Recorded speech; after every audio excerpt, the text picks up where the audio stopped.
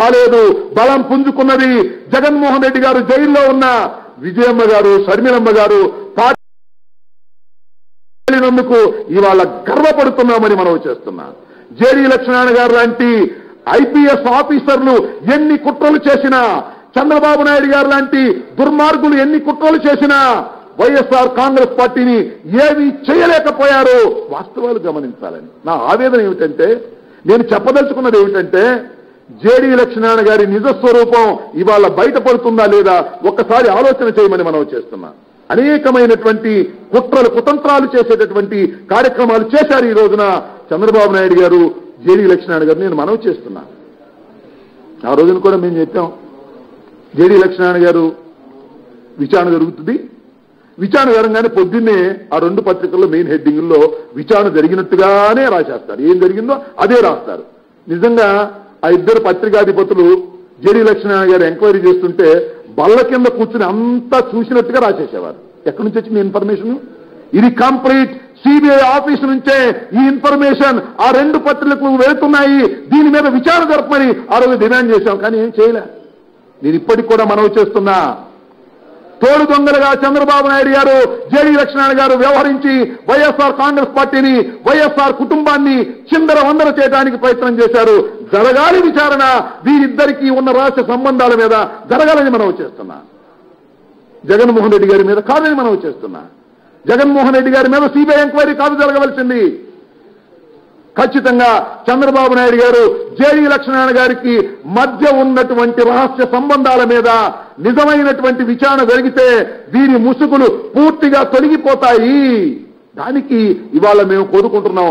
నిజంగా చిత్తశుద్ధి ఉంటే వారి మీద విచారణకు చంద్రబాబు నాయుడు గారు, జేడీ లక్ష్మీనారాయణ గారు సిద్ధంగా ఉండాలని మనవి చేస్తున్నా. నేను మనవి చేసేది ఒక్కటే, ఆవేదన పడుతున్నది ఒక్కటే. తండ్రి మరణించినటువంటి ఒక వ్యక్తిని, రాజకీయ పార్టీ పెట్టినటువంటి ఒక వ్యక్తిని, ప్రజల మధ్యకు వెళుతున్నటువంటి ఒక వ్యక్తిని కుట్రలు కుతంత్రాలు చేసి అరసాలని ప్రయత్నం చేసినటువంటి ఈ వ్యక్తులకు ప్రజలు శిక్షించవలసినటువంటి సమయం ఆసన్నమైందని మనం చేస్తున్నాం. బ్యాలెట్ ద్వారా శిక్షించవలసిన సమయం ఆసన్నమైంది. కేవలం 28 రోజుల్లోనే వారు శిక్ష పడవలసినటువంటి అవసరం ఉన్నది. విచారణ తర్వాత జరుగుతుందేమో కానీ శిక్షించడానికి మీ చేతుల్లోకి ఆయుధాలు వచ్చాయి, ఆయుధాలను ఉపయోగించిందని మనం చేస్తున్నాం. జగన్మోహన్ రెడ్డి గారిని, రాజశేఖర రెడ్డి గారిని ఎంతగా వేధించేటటువంటి కార్యక్రమాలు చేసినటువంటి సందర్భాన్ని ఈ సందర్భంగా మేము గుర్తు చేసుకుంటూ ఉన్నాం.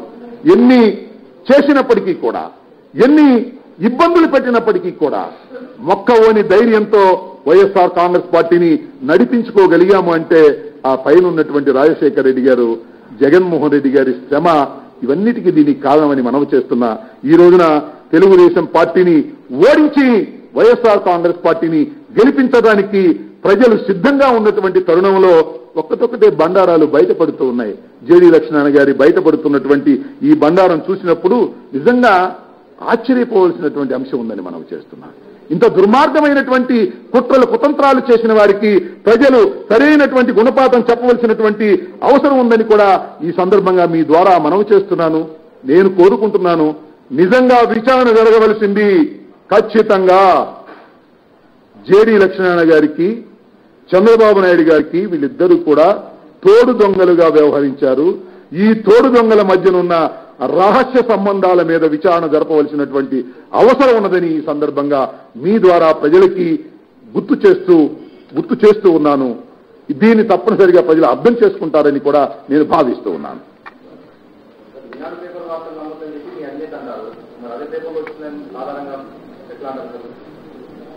అదే పేపర్లో వచ్చిన ఆధారంగా అంటే మీకు అడిగిన ప్రశ్నకు నాకు అర్థం కదా. ఓకే, అంటే ఈనాడు పేపర్లో ఒక వార్త వస్తుంది, పలానా సుబ్బయ్య మృతి అంటే నమ్మకూడదా? పలానా సుబ్బయ్య చనిపోతే మృతి అని రాస్తాడు. అది కాదు, పొలిటికల్ కథనాలు, రాజకీయ కథనాలు, జగన్మోహన్ రెడ్డి గారి మీద, వైఎస్ఆర్ కాంగ్రెస్ పార్టీ మీద బురద జల్లాలనేటువంటి మోటివ్ తో, ఇంటెన్షన్ తో ఎల్లో పత్రికలు రాస్తున్నాయి. అది నమ్మకండి. జగన్మోహన్ రెడ్డి గారు మీటింగ్ పెట్టారు, నమ్మాలి వద్దా? ఒక సుబ్బారావు చనిపోయాడు, నమ్మాలి వద్దా? వాస్తవాలు వేరు, పొలిటికల్ కథనాలు వేరు బ్రదర్. ఆ 2 పత్రికలు కేవలం వాస్తవాలను అవాస్తవాలుగాను అవాస్తవాలను వాస్తవాలుగాను రాజకీయంగా చిత్రీకరించేటటువంటి ప్రయత్నంలో పార్షియల్ గా ఉన్నాయి. నన్ను కాదు అడగవలసింది, జగన్మోహన్ రెడ్డి గారిని కాదు అడగవలసింది.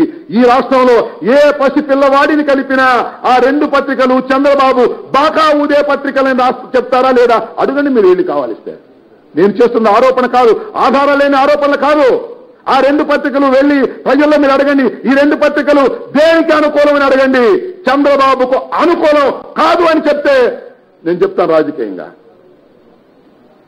చంద్రబాబుని మోయటం కోసం, ఈ రాష్ట్రంలో తెలుగుదేశం పార్టీని కాబట్టడం కోసం ఎన్ని అబద్ధాలైనా ఎన్ని అడ్డంగ కథనాలైనా రాసేటటువంటి పత్రికలు కాదా ఈ 2 అని అడుగుతా ఉన్నా. చరిత్ర ఏమిటో తీయమని అడుగుతా ఉన్నా. ఇది కేవలం అంబటి రాంబాబు లేకపోతే జగన్మోహన్ రెడ్డి గారు లేకపోతే వైఎస్ఆర్ కాంగ్రెస్ పార్టీలో ఆరోపిస్తున్న ఆరోపణలు కాదు, ఇది ప్రజల మనసుల్లో ఉన్న ఆరోపణలు కాదా ఉన్నా చెప్పని అడుగుతా ఉన్నా. అరే ఎన్టీ రామారావు మీద ఎంత గొప్పగా కార్టూన్లు వేశారండి చంద్రబాబు నాయుడు గారు బయటకు వచ్చినప్పుడు.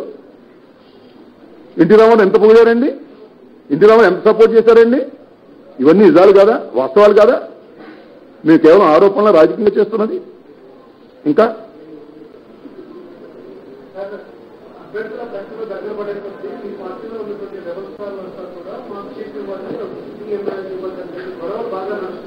ఎక్కడ నడుస్తుందబ్బా? మరి మీకు పెద్దగా కనిపిస్తున్నామో అక్కడక్కడ ఉంటాయి రాజకీయ పార్టీల్లో టిక్కెట్లప్పుడు అక్కడక్కడ ఉంటాయి. సుబ్బారావుకి ఇవ్వద్దని పొల్లైకి, పొల్లైకి ఇవ్వద్దని సుబ్బారావుకి ఉంటుంది. మేము వీఆర్ వెరీ క్లియర్. మీ అందరికీ తెలుసు, నాకన్నా బాగా తెలుసు. 175 నియోజకవర్గాలలోనూ మేము ఇవాళ క్యాండిడేట్స్ నిర్ణయించడం లేదు. ఎప్పటి నుంచో జగన్మోహన్ రెడ్డి గారి కసరత్తు చేస్తున్నారు. ఫైనల్ లిస్టు త్వరలో ప్రకటిస్తారు. చిన్న చిన్న విభేదాలు ఎక్కడన్నా ఉన్నా అవి పెద్దవిగా చూడవలసిన అవసరం లేదు, అన్నీ సర్దుకుంటారు. మా మెయిన్ గోల్ ఈ రాష్ట్రంలో ఉన్నటువంటి ఒక దుర్మార్గమైన పరిపాలన అంతం చేసి రాజన్న రాజ్యం తీసుకురావడానికి వైఎస్ఆర్ కాంగ్రెస్ పార్టీ క్యాడర్ అంతా కూడా సిద్ధంగా ఉన్నది. అభిమానులందరూ సిద్ధంగా ఉన్నారు. అయితే టిక్కెట్లు చర్చ జరుగుతున్నప్పుడు కొన్ని అభిప్రాయ భేదాలు ఉంటాయి. అభిప్రాయ భేదాలన్నీ కూడా సర్దుకుంటాయి. టీ కప్పులో తుఫాను లాంటివే తప్ప మరొకటి కాదు. చెప్పండి.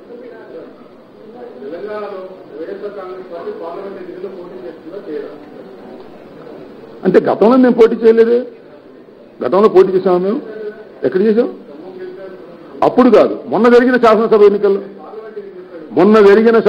ఎన్నికల్లో మేము పోటీ చేయలేదు. కాబట్టి ఈ ఎన్నికల్లో కూడా మేము పోటీ చేసే అవకాశం ఉందని మేము అనుకోవడం లేదు.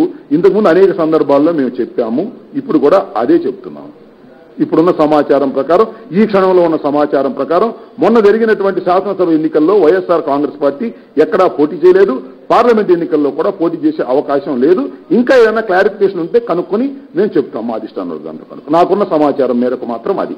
ఇంకా ఓకే.